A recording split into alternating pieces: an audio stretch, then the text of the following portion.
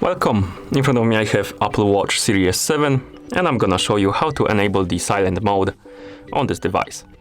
First, let's wake up the screen on our watch. To do it, press the Chrome button.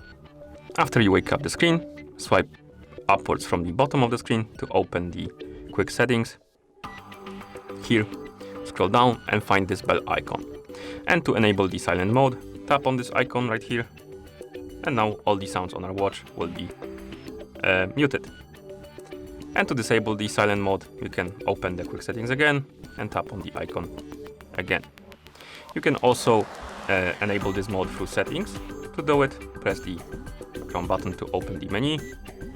Find the settings icon, tap on it, scroll down in settings, find the option called sounds and haptics, tap on it, and here we have silent mode option.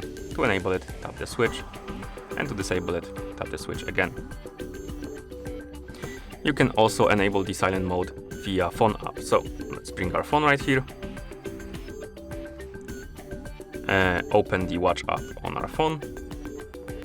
In the app, find the sounds and haptics.